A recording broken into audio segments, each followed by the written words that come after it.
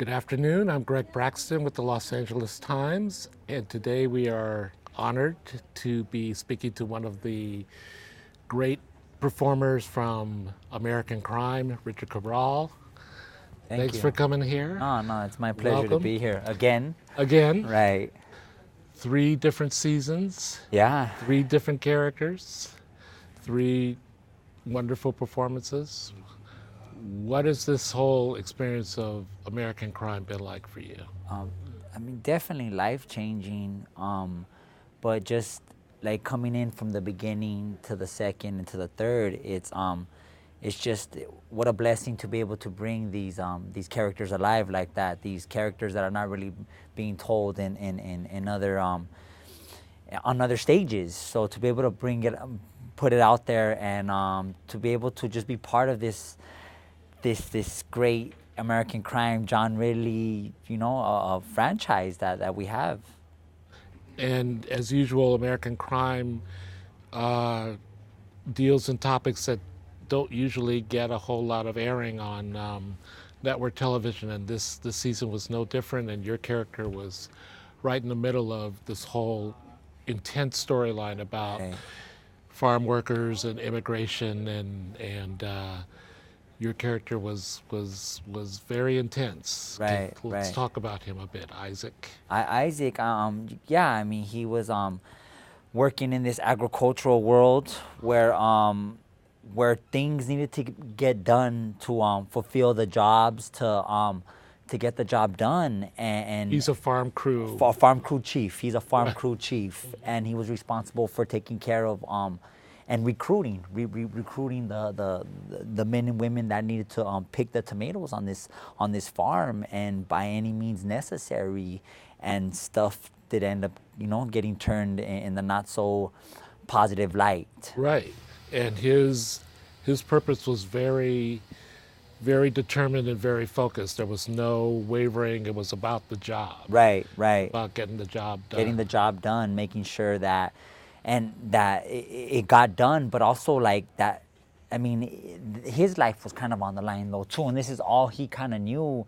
And sometimes it's just like, well, why did he do that? But when you go to the story of like, why was his character so in that world of it's kind of sometimes the aggressor, but this was all he kind of knew. This is what he was brought up in, and this is how the story unfolds with Isaac.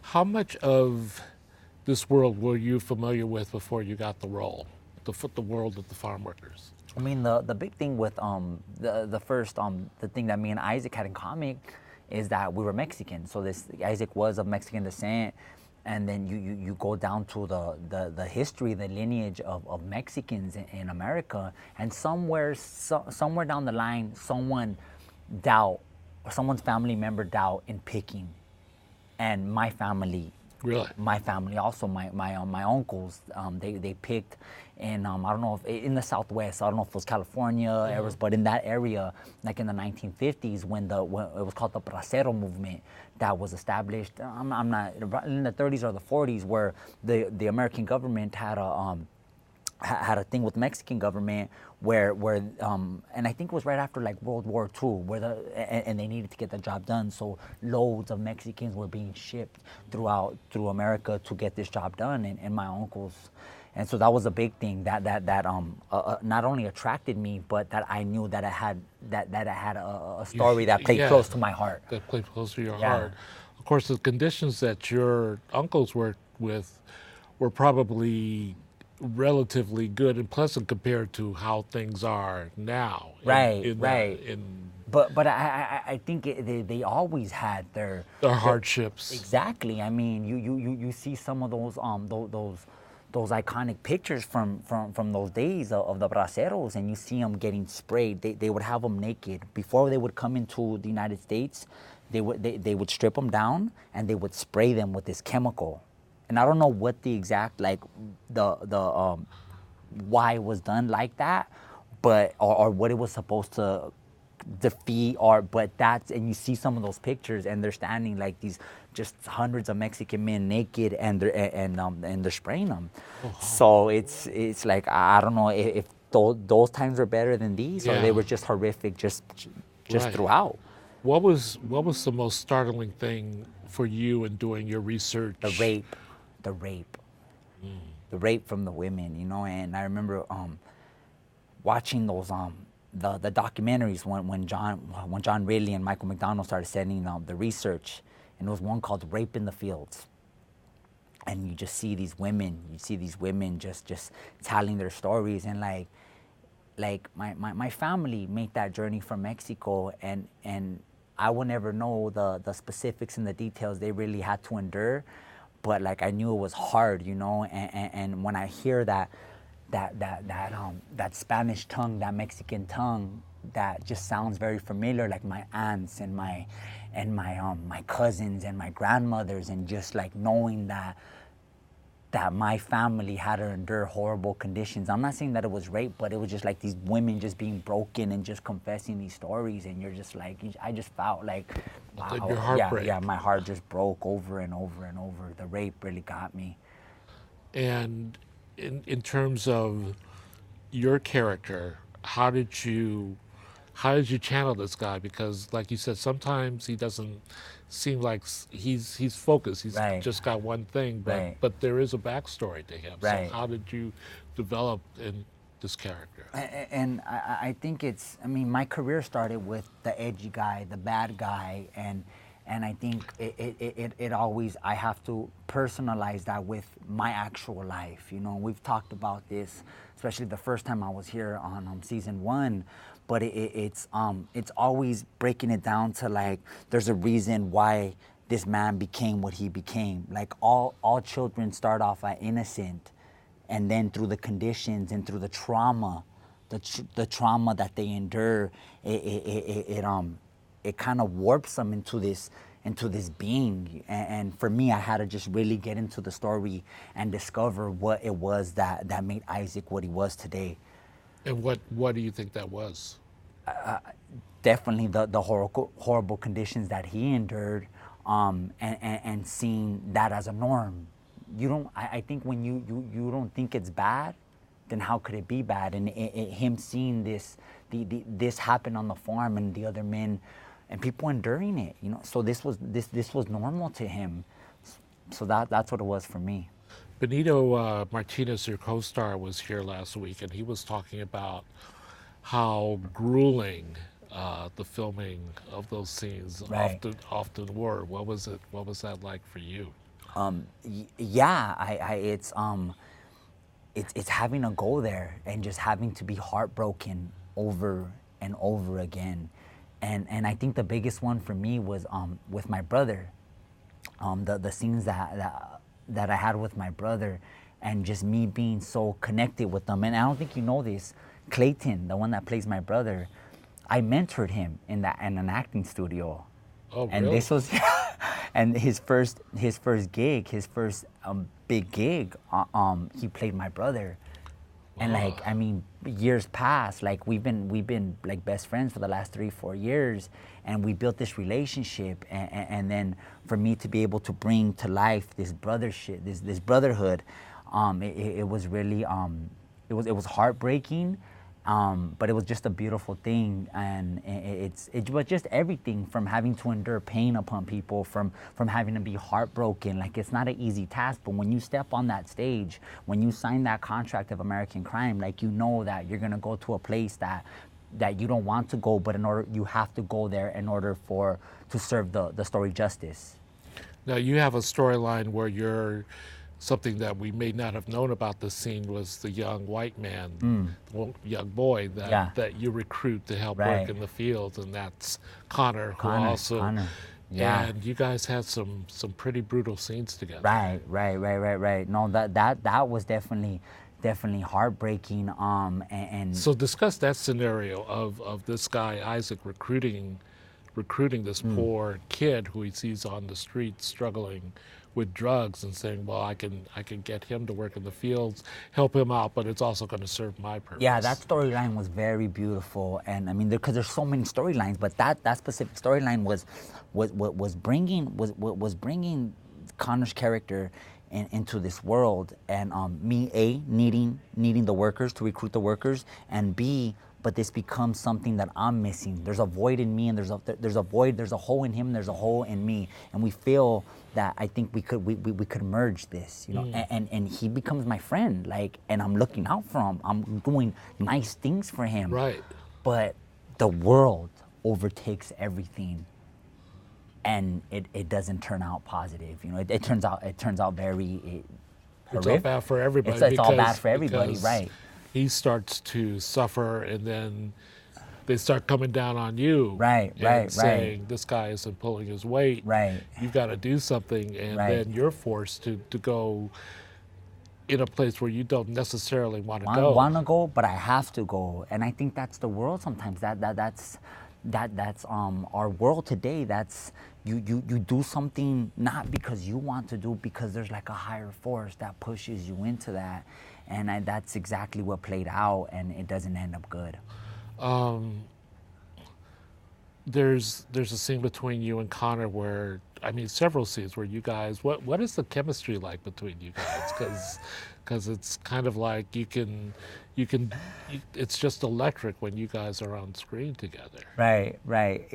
I was so grateful and honored to work with him, and we hadn't crossed paths in season 2, but like just getting on there, he's open and vulnerable, and that's some of the things that you dream from having the next artist play across you, and he is that. So it's and I believe that I try to get there, take in, take out. So it's just these two artists being vulnerable and trying to tell this story of all emotions. That's what it was. And you have to do some pretty horrible things to him, and Right. that was rough to watch. Yeah. What was that like to film?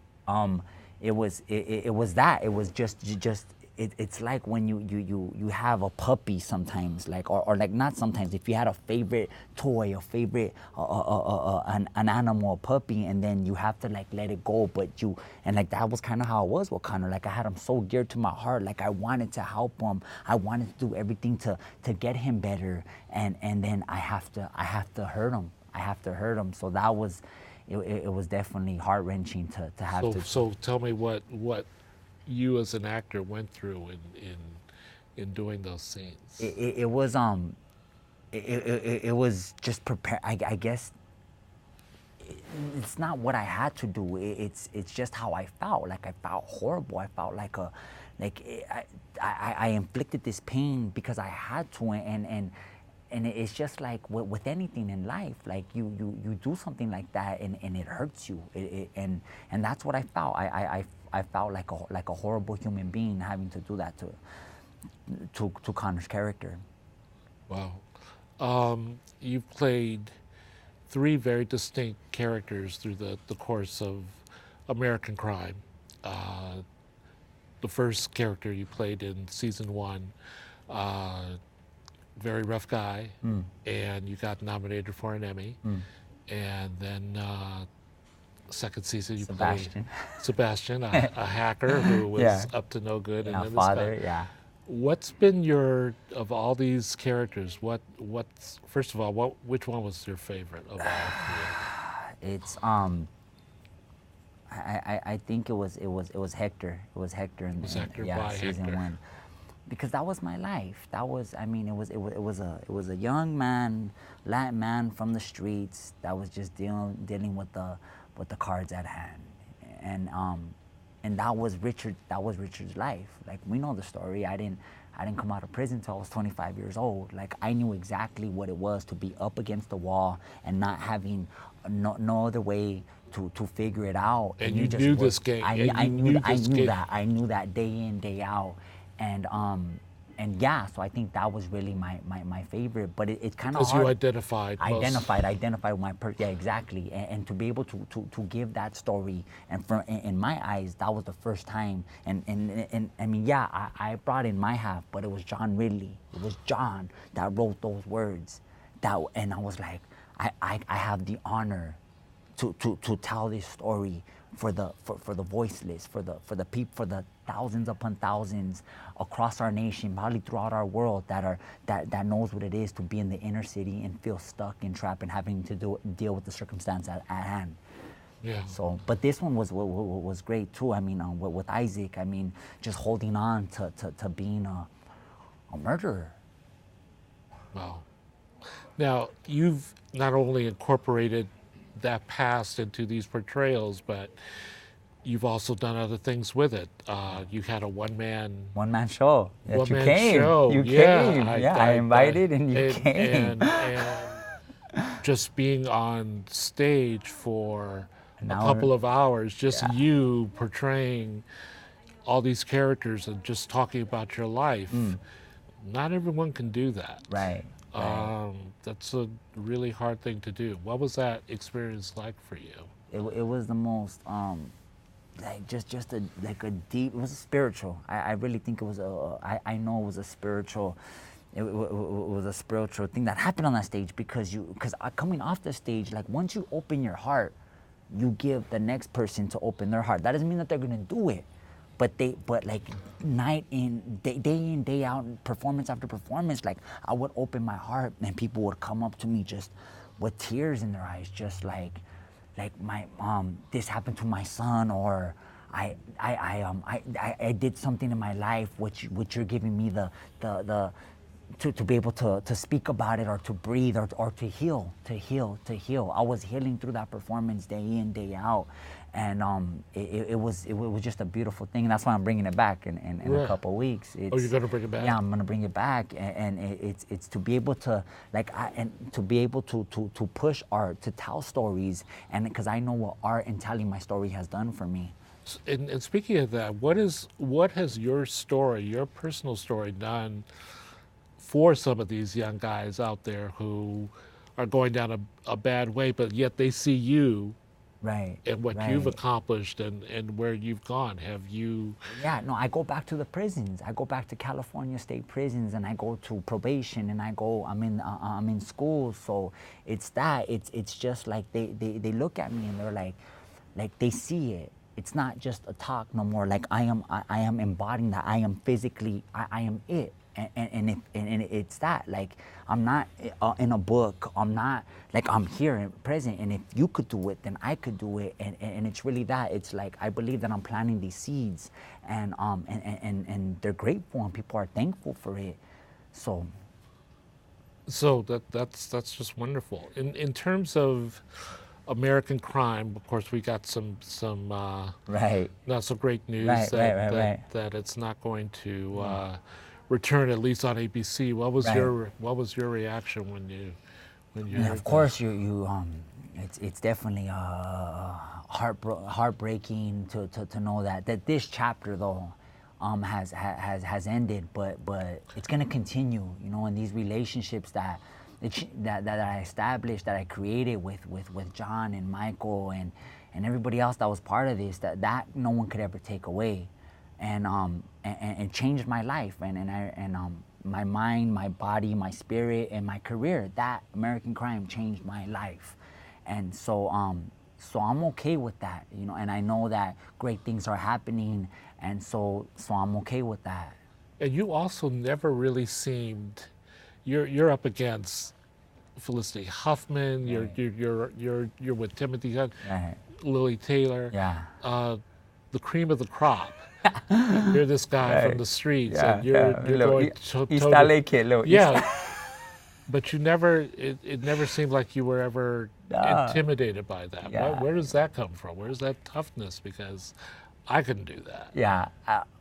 The first moment I was did you see The Counselor, Ridley Scott? Yeah. Okay. Right. So I remember when we shot that, I was in London, and then I remember we're coming from London and Spain, and we're on the charter on the small plane, and I look behind me, and it's Javier Bardem and Penelope Cruz, and I get up, and it's Ridley Scott, Cormac McCarthy, Michael Fassbender, and Cameron Diaz, and I have that moment. I'm this small, and it's that, and I just told myself, you know what? They're here because they worked their butts off, and you're here because you worked your butt off. So just sit yourself on that seat, and just go on the ride. Just go for the ride. Wow. and I just took that. I fought against all these actors for this part. Like, I worked my ass off, and I'm grateful and I'm honored to work with some of the greatest storytellers, and that's really where I'm at. And I just try to be grounded and centered and just keep moving like that. And you've already moved on to another project. What is that? The Mayans, the spinoff of Sons of Anarchy, Kurt Sutter. So we just shot the pilot a couple weeks ago, and so we're just hearing from FX. Are you riding a bike? I am riding a Harley. Yeah. Used to that? Have you ridden a Harley before? I used to ride. I didn't ride Harleys, but I used to ride. So you're used to that, because some I'm people back who on the go hog. I'm back on the hog. who do that don't know how to they get intimidated by that thing. And Yeah, but and it's like on that project, for sometimes you need things to fill you as an actor. But it's like right when you're on that Harley and you got your leather jacket and you got a Harley Davidson, like you just feel it. That's all you need. Let's get into the scene. Let's go. How cool. Some other questions I want to ask you, not directly related to your projects, but which people want to know about you. Like, for instance, what was the last show that you binge watched? Oh, I binge watched. I think it was The Get Down.